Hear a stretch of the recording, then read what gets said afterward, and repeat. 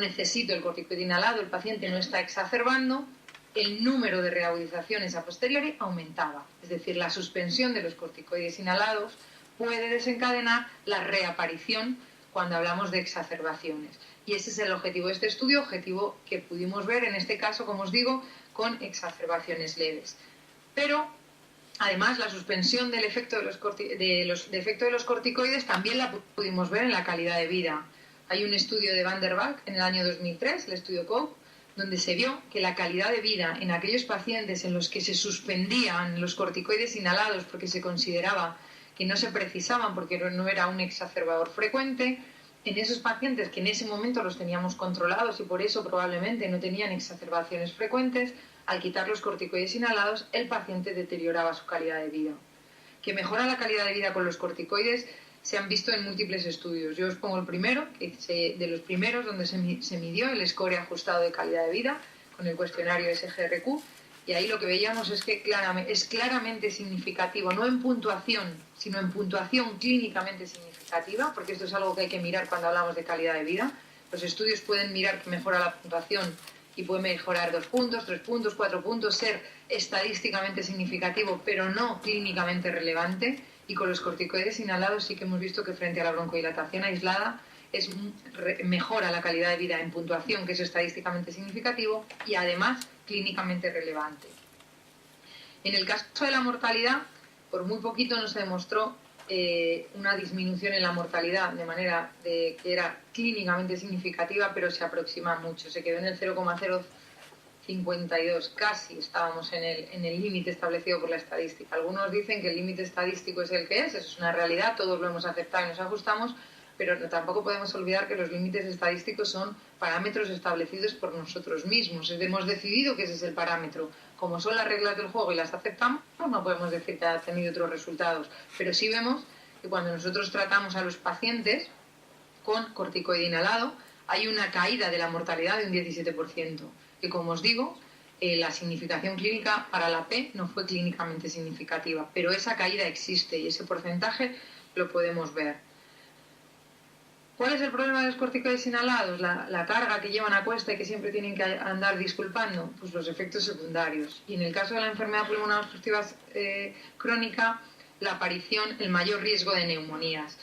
Que hay más neumonías con corticoides inhalados ya se han visto en revisiones sistemáticas, en estudios observacionales, en estudios controlados. Es decir, los corticoides disminuyen la inmunidad local y eso hace que tenga uno más riesgo de tener neumonías. Eso nadie lo puede discutir, es una realidad que todos conocemos. Lo que pasa es que ese riesgo está agrupado en una serie de pacientes, no es un riesgo generalizable. Hemos visto, hay estudios hechos donde el riesgo es mayor si utilizamos dosis altas de corticoides inhalados. En Europa, a diferencia de Estados Unidos, cuando se aprobó el tratamiento para la EPOC, se aprobó con corticoides a dosis altas. Por ejemplo, en Estados Unidos la aprobación fue con corticoides a dosis más bajas. Eso puede haber hecho que nos hayamos encontrado con un porcentaje mayor de neumonías. En pacientes polimedicados, pacientes con múltiples medicamentos que hacen que no solo la inmunidad local, sino la inmunidad general también se afecte. En pacientes con mucha comorbilidad y en pacientes ancianos. Otros efectos secundarios que tienen los corticoides y que en la mayoría de los casos son dosis dependientes son las fracturas, la fragilidad, la catarata en estudios solo observacionales, la diabetes o la candidiasis, que tiene una solución en principio bastante simple. Siempre hay que recomendar los enjuagues posteriores para intentar arrastrar el corticoide que quede en la garganta y en la boca, intentar reducir el número de efectos secundarios. Además, cuando nosotros estudiamos un poco más en detalle la neumonía, la complicación que en principio muchas veces nos hace pensar si introducimos en un corticoide inhalado en un paciente con EPOC, lo que nos damos cuenta es que es cierto que el riesgo de neumonía está aumentado, pero en todas las revisiones y los metaanálisis que se han hecho está aumentado el riesgo, eso lo tenemos, pero la mortalidad por la patología no aumenta, es decir, tienen más neumonías, pero no se mueren más por la neumonía. Es decir, los enfermos no se mueren más por tener esas neumonías. ¿Eso qué quiere decir? Que lo tenemos que tener siempre en la cabeza. Un enfermo EPOC con corticoides inhalados que tiene síntomas respiratorios de vías bajas, tenemos que descartar la neumonía. Entonces hay que descartarla y cuando la tengamos, pues habrá que tratarla. Pero no suelen ser ni más graves ni morirse más. Y eso es algo que también debemos conocer. Por lo tanto, la presencia de EPOC y neumonía de forma concomitante no se asocia de manera consistente con mayor riesgo de muerte en comparación con el resto de parámetros que podamos estar valorando. Y eso lo vemos en este resumen de estudios observacionales y de metaanálisis. Además, como os decía antes, una de las cosas que hemos observado es que el riesgo va asociado a la dosis de corticoides que demos. Es decir, si nos ajustamos a la dosis de corticoides que vienen en las guías, el riesgo se puede reducir. Aquí, como veis, la dosis alta de corticoides es la que demuestra un aumento del riesgo significativo y claro en las neumonías, ¿vale? Entonces, bueno, con dosis ajustadas probablemente el riesgo sea menor. ¿Qué tenemos, por tanto, a favor? A favor tenemos que controla los síntomas, que reduce las exacerbaciones, en contra que produce neumonías, pero si nosotros lo elegimos adecuadamente, la balanza no tiene color. Si nosotros en enfermos exacerbadores ponemos el riesgo de exacerbación frente a la neumonía, yo creo que queda clara la indicación y la utilización de los corticoides inhalados. Si vemos cómo se coloca la utilización de corticoides inhalados en las guías, si vemos la GOLD con la última actualización del 2013, vamos a ver que normalmente, aquí lo que hacemos es dividir a los pacientes lo primero por gravedad, en este eje. Posteriormente vamos a valorar en este eje los síntomas, vamos a medir tanto el MRC como el CAT, y luego el riesgo de exacerbaciones, los que no exacerban apenas, que están de aquí para abajo, y los que exacerban, que están de aquí para arriba. Hacemos un cuadrante donde valoramos riesgo de exacerbaciones, síntomas y gravedad en función de los resultados de la espirometría, y vemos que los corticoides inhalados aparecen desde el momento en que el paciente está grave, desde aquí hacia arriba, gravedad 3-4 según la obstrucción, y cuando el paciente tiene claramente más riesgo de exacerbaciones y más síntomas. Es decir, paciente exacerbador, que tiene mucha sintomatología y que tiene una obstrucción espirométrica grave, tiene criterios de utilización de corticoides inhalados. En el caso de la GSPOC, también parece que ha quedado bastante definido cuándo indicar y cuándo no indicar el corticoide añadido, por supuesto, a la broncodilatación. La broncodilatación hay que utilizarla en la enfermedad pulmonar obstructiva crónica, es el tratamiento habitual en nuestros pacientes. Lo que vamos a tener es que en aquellos que tienen un fenotipo mixto, está claro, son como si fueran asmáticos, ahí no hay duda, se comportan como asmáticos, vamos a utilizar los corticoides inhalados, ahí nadie tiene dudas. Pero en los pacientes que no se comportan como asmáticos vamos a tener dos grupos fundamentales, los no agudizadores y los agudizadores. Y en el caso de los agudizadores, tanto si son enfisema como bronquitis crónica, también las guías incluyen el tratamiento con corticoides inhalados. Por lo tanto, viendo el cuadrante que hemos visto antes, pero con el uso de los un poquito más definido, vamos a ver que en el no agudizador los corticoides no aparecen, pero en el resto, que es el mixto y los agudizadores, vais a ver cómo, salvo en los pacientes leves, en el resto los corticoides inhalados tienen un papel en el control de la inflamación, sobre todo en el control de las exacerbaciones. Por lo tanto, los corticoides inhalados se recomiendan en pacientes con mayor riesgo de exacerbaciones, con limitación de la función pulmonar y en el fenotipo mixto, ahí no queda duda, y siempre el riesgo de neumonía se va a contraponer con el gran beneficio en la reducción de las exacerbaciones. Muchas gracias.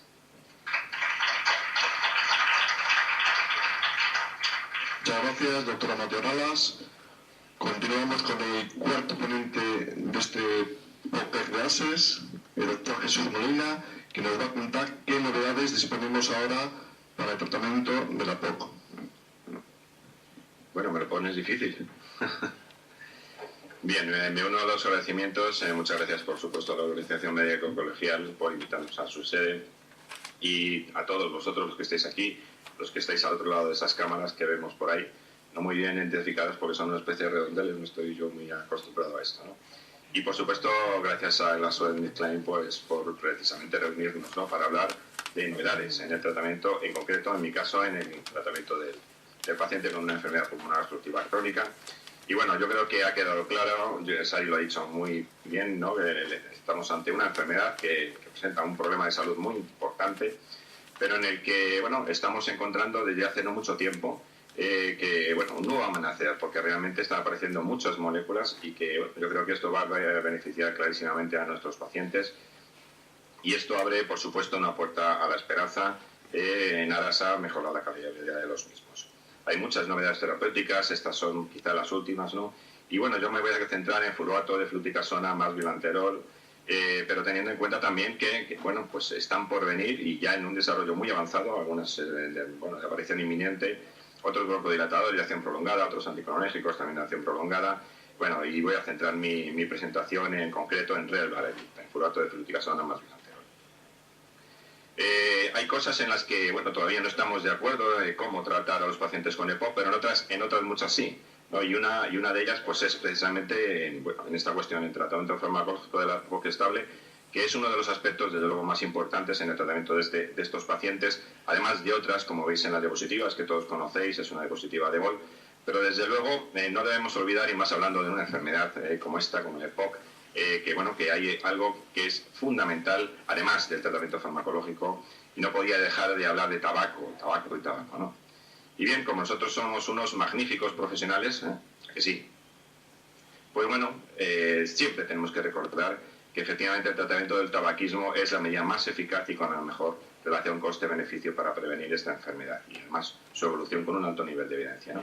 Es decir, que siempre que tengamos ante nosotros un paciente hombre o mujer, yo siempre incido en este aspecto, pues hay que recordarle que uno de los aspectos fundamental para la evolución o para frenar la evolución de su enfermedad es precisamente que deje de fumar con unos altos niveles de evidencia, como conocéis. Y entrando ya directamente en lo que sería el manejo del paciente con una EPOC estable, bueno, pues utilizando alguna diapositiva de la última revisión de Gol del 2014, como os decía, algunas cosas sí que están claras, ¿no? Una de ellas, el tratamiento farmacológico se usa para reducir los síntomas, la frecuencia y gravedad de las agudizaciones y para mejorar en definitiva el estado de salud del paciente, que además cuando el paciente tiene síntomas mantenidos, pues hay que utilizar un broncodilatador de acción prolongada, y que los tratamientos con corticoides inhalados asociados a broncodilatadores de acción prolongada se recomiendan en pacientes con alto riesgo de agudizaciones. Y eso es una palabra que yo repetiré, que ya ha comentado Sari en su exposición, en muchas ocasiones, precisamente porque es uno de los fundamentos de mi presentación y del desarrollo clínico también de Relvar. Por supuesto, GSPOC no puede decir menos y continuamente pues, reitera estas afirmaciones. Y en cuanto a objetivos, desde luego ya no tenemos que mejorar el control del paciente en este momento, ¿no? Aliviando los síntomas, mejorando la calidad de vida, la tolerancia al ejercicio, que es un aspecto fundamental en ella, sino también hay que pensar en reducir los riesgos futuros de la enfermedad en todos estos pacientes. Y un aspecto fundamental, precisamente para evitar esos riesgos futuros, es prevenir y tratar lo antes posible las agudizaciones, además de otras situaciones, pero volvemos a tener las agudizaciones con un primer papel en el manejo del paciente con EPOC. No podía ser menos, Gol ya en su clasificación del 2011 introdujo las agudizaciones a un mismo nivel, ¿no?, de importancia en cuanto al riesgo del paciente con EPOC, al mismo nivel, como bien sabéis, que la función pulmonar. GSPOC hace pues lo mismo, efectivamente la primera pregunta que se propone precisamente para fenotipar al paciente es saber si ha tenido más de una agudización al año, el fenotipo no agudizador, pero no solamente Gol, GSPOC, sino también la NICE, ¿no? Dice textualmente que las agudizaciones son eventos importantes para los pacientes y para el sistema de salud. Los pacientes que experimentan exacerbaciones frecuentemente tienen peor pronóstico y gran parte de los costes del tratamiento de la EPOC proceden del manejo de las agudizaciones. Es esencial contar con estrategias para reducir la frecuencia y el impacto de las exacerbaciones, con lo cual vemos que tiene un papel primordial en el manejo y en el control de la enfermedad en todos los pacientes con EPOC. Gol lo dice explícitamente, las exacerbaciones aceleran la caída de función pulmonar y el deterioro de la calidad de vida y el riesgo de muerte. Y entraré directamente a hablar del desarrollo clínico de Relvar Ellipta. Y la primera pregunta, claro, ¿qué es Relvar, no? Bueno, pues Relvar es una combinación de un corticoide inhalado con un broncodilatador, un beta-2 de larga acción, que tiene una eficacia mantenida 24 horas, como ya han comentado pues mis anteriores colegas. El corticoide es furato de fluticasona y el broncodilatador de larga acción es bilanterol. Está disponible en 2 presentaciones y este sí que es un detalle, ¿no? El Relvar Ellipta de 92-22, que es la proporción de furato de fluticasona y de bilanterol, está indicada en el tratamiento del asma y la EPOC, y hay una presentación superior, el doble de dosis, como veis, de furato de fluticasona, que solo está indicada en el tratamiento del asma. Esto también es una novedad, porque el desarrollo clínico de esta molécula, de este producto, de estas 2 moléculas, se ha buscado la dosis precisamente adecuada en pacientes con EPOC y no se ha extrapolado a las otras dosis que había para otro tipo de enfermedades, especialmente en el asma.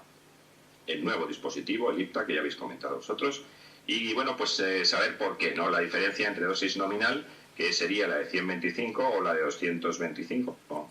Y la de dosis liberada, que es lo que realmente le llega al paciente, que sería en el caso de EPOC 92-22. Aquí, bueno, se ha puesto este otro número. La indicación de Relvar es precisamente tratamiento sintomático de adultos con EPOC, con un FEV1 postbroncodilatador inferior al 70%, y por eso insistía tanto una historia clínica de agudizaciones a pesar del uso regular de un tratamiento broncodilatador, que sabemos que es el tratamiento de elección inicial en los pacientes con EPOC. Y además utilizado solamente una vez al día. Voy a entrar en algunos detalles, furato de fluticasona y de bilanterol, precisamente, ya lo ha comentado también Alfons, que efectivamente el furbato de fluticasona es un corticoide diferente a propionato. No es un profármaco de propionato, es una molécula diferente y no comparten tampoco metabolismos comunes y tampoco se metabolizan a fluticasona. La característica fundamental, como veis, es este anillo que lo podemos encontrar en el bolsón del receptor de glucocorticoide y que además le permite a furbato de fluticasona, en este estudio de translocación nuclear, pues evidenciar que a las 30 horas incluso se mantiene su acción a nivel del núcleo. Además, presenta una mayor afinidad a los receptores de glucocorticoides, como veis, comparado incluso con algunos muy potentes, como el furbato de mometasona, y más incluso que el propionato de fluticasona. Y el bilanterol, pues, tiene un inicio de acción más rápido, como podéis ver en esta columna, muy parecido al inicio de acción de formoterol o indacaterol, pero además es un potente, tiene una alta selectividad por el receptor de beta-2, mayor incluso que formoterol, indacaterol y comparable desde luego a salmeterol. Esta diapositiva es muy clara en cuanto al inicio de acción, mucho más rápido que el de salmeterol. Y en esta diapositiva pues he intentado mostraros la duración de acción, que claramente desde el inicio al final, cuando se estimula con carbacol la vía aérea, que es un producto broncoconstrictor, pues el bilanterol mantiene a las 22 horas en este caso su acción broncodilatadora, a diferencia pues del comparador del metilsulfóxido y también del salmeterol, como podéis apreciar fácilmente en esta diapositiva. En cuanto a estudios clínicos, son todos ensayos clínicos, como no podía ser de otra forma. Inicialmente se estudia, por supuesto, como siempre se hace en los estudios, en el desarrollo clínico de los fármacos para la enfermedad pulmonar obstructiva crónica, la función pulmonar. La variable primaria, precisamente, es la media de la función pulmonar a lo largo de las 24 horas, como veis aquí, en dos periodos, ¿no? De tratamiento de 28 días, comparados con placebo en este caso, y diferentes dosis de Relvar, y a los pacientes pues se les sometía, es un estudio cruzado, para dar otras dosis o bien otro, en este caso placebo, algunos de ellos, dependiendo del brazo. Lo que, evaluando la función pulmonar, el objetivo primario que pretendía es, veis que efectivamente, comparado con los comparadores, en este caso con placebo, pues Relvar produce una eficacia sostenida, una mejora sostenida durante 24 horas de la función pulmonar. Aquí lo veis en esta gráfica. El siguiente estudio, por eso os voy a poner, un esbozo de todos ellos, lógicamente para no hacer demasiado tediosa la presentación, pero como no podía ser de otra forma, se compara también con salmeterol y propionato de fluticasona.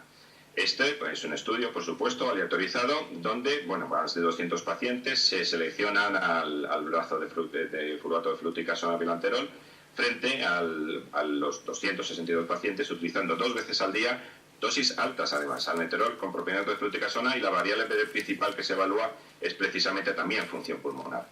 Efectivamente, la diferencia entre Relvar y, en este caso, Seretide no es significativa, es decir, que Relvar produce una mejoría de la función pulmonar tan buena como el producto que ahora mismo tenemos disponible. Aquí no se mostró superioridad, pero desde luego sí que tenían una mejoría en los dos casos clínicamente relevante en cuanto a la función pulmonar. La diferencia, 2 veces al día Seretide y una solamente al día Relvar. Pero sí, en cuanto a calidad de vida, con el St. George, como ha comentado Sari, sí que consigue Relvar mejorar ese punto de corte que se busca con el St. George, que es esa diferencia mínimamente clínicamente importante o relevante, que supone pasar o disminuir 4 puntos en este estudio de calidad de vida, en este cuestionario de calidad de vida, pues algo que no se conseguía con Seretide. Y un tercer estudio de exacerbaciones. He hablado mucho de exacerbaciones Y bueno, datos principales. La variable principal en este caso es precisamente la tasa anual de exacerbaciones moderadas y graves. Varios brazos, como veis aquí, ensayo clínico, variable secundaria, como no podría ser de otra forma, también la función pulmonar, en este caso el FeB1-Valle. Y en cuanto a agudizaciones, fijaros, esto es frente a bilanterol. Ya sabemos que hay que utilizar el broncodilatador en los pacientes con EPOC, que aporta además utilizar un corticoide inhalado como puede ser furuato de fluticasona, añadido a bilanterol. Estas son las agudizaciones solo con bilanterol y un 27% menos de agudizaciones en los pacientes del estudio cuando se utiliza el furuato de fluticasona asociado a bilanterol.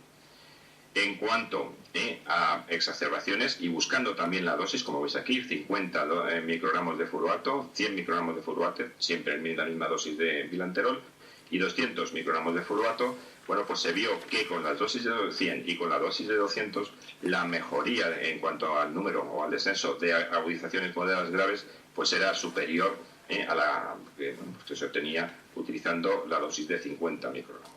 En cuanto a función pulmonar, lo mismo, mejoría significativa de la función pulmonar, en FeB1-Valle en este caso, tras 12 meses de observación utilizando solo bilanterol.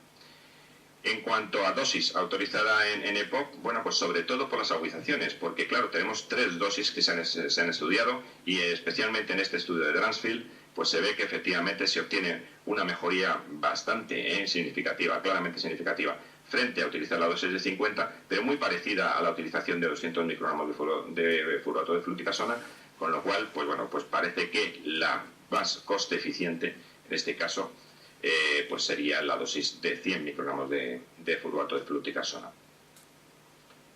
En diferencia, en cuanto a función pulmonar, como no había diferencia entre ellas, no había una diferencia, como veis aquí, mínima, había unas pequeñas, muy pequeñas, pues entonces se decidió autorizar la dosis de 100 microgramos. Bien, en resumen y con datos de eficacia, bueno, pues Relvar efectivamente proporciona una mejoría continua durante 24 horas en la función pulmonar, comparado con un corticoide y un broncodilatador asociados ya conocidos y con mucha experiencia, pues sí que objetiva también una mejoría comparable y clínicamente relevante de la función pulmonar, y también hay una mejoría clínicamente significativa de la calidad de vida de nuestros pacientes, y frente en este caso a bilanterol solo, desde luego, pues sí, objetiva, lo que buscaba, una mayor reducción de las exacerbaciones y una mejoría también de la función pulmonar.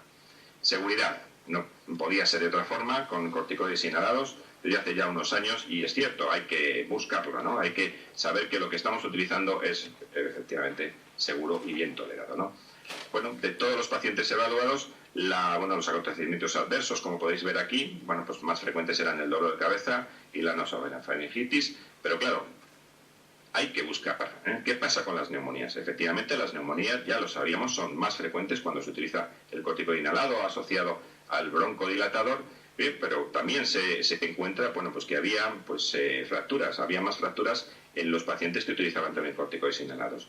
Y esto, bueno, pues buscando precisamente objetivar y qué es lo que está pasando con estos datos, pues se ha diseñado un estudio clínico, el BOM, pues como veis aquí, a 3 años, en pacientes con EPOC moderada, que bueno, pues en los que se va a medir la densidad mineral ósea y bueno, y otras incidencias de fracturas y otra serie de variables. Ya lo veremos los resultados dentro de unos años. Y en cuanto a neumonías en concreto, bueno, pues efectivamente hay más neumonías en los pacientes que utilizan los corticoides, pero neumonías fatales muy pocas, como veis, muy pocas. Solo 8 neumonías fatales se ven en los estudios. Y haré una mención explícita porque sabemos que otros medicamentos, todos los medicamentos que contienen corticoides son provocan más riesgo, más neumonías en pacientes con EPOC. Y voy a hacer luego una mención explícita a esta revisión sistemática que ha aparecido bueno, yo creo que es la última que ha aparecido, ¿no? Neumonía en el 6% de los pacientes con Relvar a esta dosis, comparado con un 3% de pacientes tratados solo con bilanterol. Se produjeron 8 neumonías, de las cuales, pues 6, como es aquí, 4 en Filipinas, 2 en Perú, en hospitales. Bueno, pues se está estudiando un poco qué es lo que pasó, porque realmente con tantos hospitales que estuvieron interviniendo en los estudios clínicos, es raro que la mayor parte de los eventos se hayan dado solo en 2, ¿no? Y de todas ellas, 7 se dieron además en pacientes en dosis no aprobada, sí ensayada, pero no aprobada, porque la que se ha aprobado es la de 92-22. Y la única neumonía fatal, a criterio del investigador que tenía este paciente, pues lógicamente, bueno, no consideró que estuviese relacionada con el tratamiento. Esta es la revisión que ha aparecido, ya os digo, hace nada, y hacen una mención explícita precisamente a este tema. Lógicamente es una revisión de ello. Y dice que la budesonida y la fluticasona, solos o en combinación con un broncodilatador de acción prolongada, están, como ya sabíamos, asociados a un mayor riesgo de neumonías en este caso, ¿no? Pero desde luego que no afectaban claramente la mortalidad frente a los controles y que tanto, bueno, pues budesonida como fluticasona, bueno, pues no mostraron estadísticas o diferencias significativas estadísticamente en precisamente estos eventos que os he comentado. Pero a pesar de todo, está en marcha ya desde hace un tiempo. Se publicó ya el desarrollo del estudio en el European hace ya un año. Un estudio, bueno, con muchísimos pacientes, precisamente buscando el desenlace primario, como veis, mortalidad. Cuando se cumplan los eventos que en el desarrollo de la metodología del estudio se buscan, pues se cerrará y se verá qué es lo que está pasando con muchos pacientes utilizando este medicamento. Y por supuesto, un dispositivo, bueno, pues no me voy a extender, ya lo han hecho mis compañeros.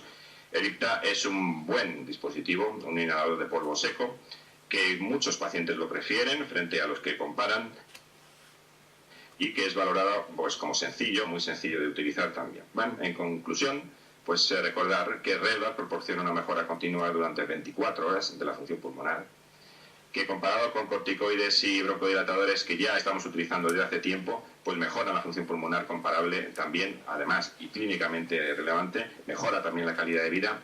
Comparado solo con un broncodilatador de acción prolongada, reduce las exacerbaciones, mejora la función pulmonar.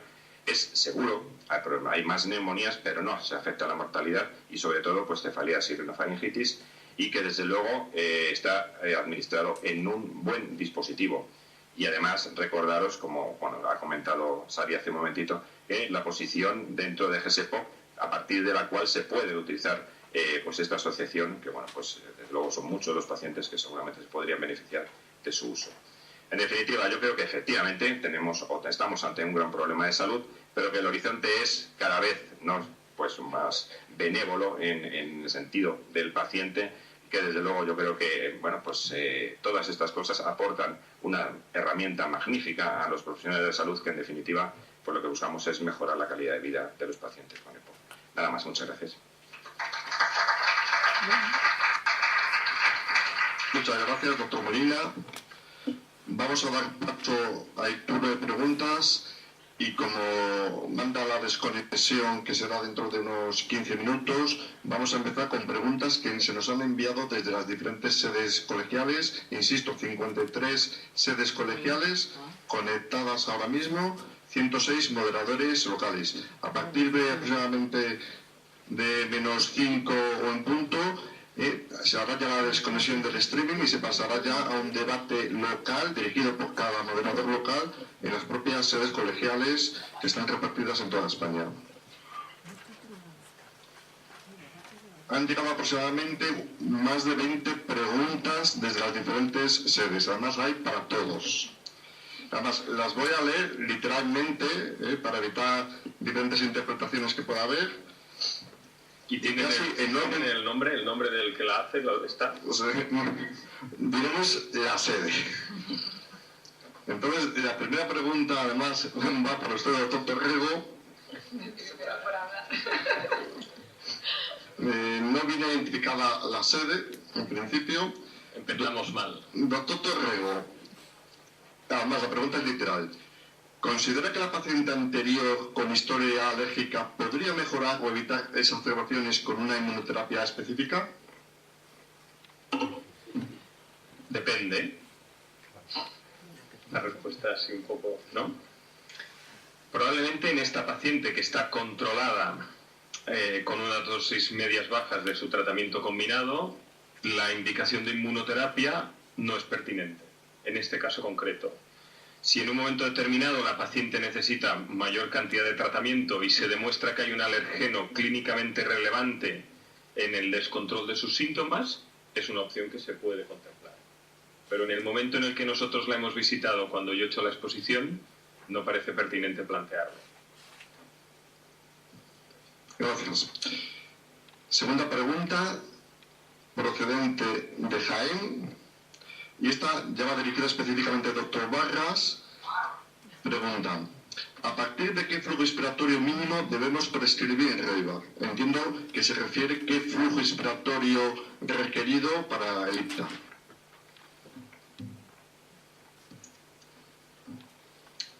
Bueno, la indicación del broncohilador de larga más corticoide inhalado está totalmente especificado en la escala de escalones terapéuticos. Por lo tanto, cualquier asma persistente moderado está indicado la indicación de corticoide inhalado más broncohilador de larga. Por lo tanto, REIBA, como fórmula terapéutica sonolenterol, está indicado en las primeras fases del asma persistente moderado. Y a partir de ahí, en todas las demás fases de tratamiento. Yo entiendo a lo mejor que la pregunta se refería más a qué flujo expiratorio requiere el dispositivo. Bueno, entiendo que como cualquier dispositivo de polvo seco, todos van a estar en torno a 30 litros. Bueno, algunos exigen... Si se refiere al volumen expiratorio que necesita el paciente para yo creo que se refiere al dispositivo, pues a partir de 30 mililitros se puede perfectamente. Vale, gracias.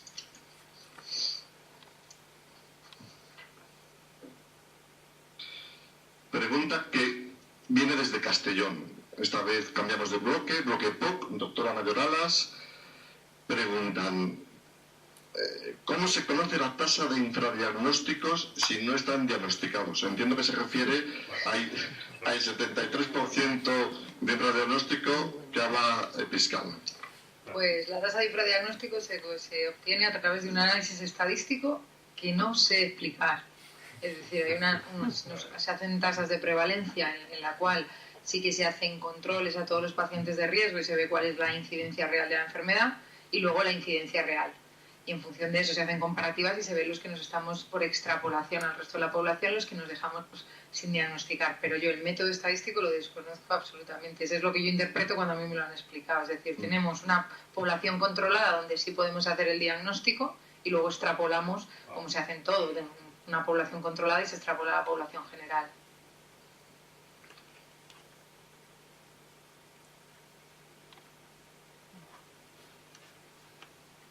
Seguimos con dispositivos.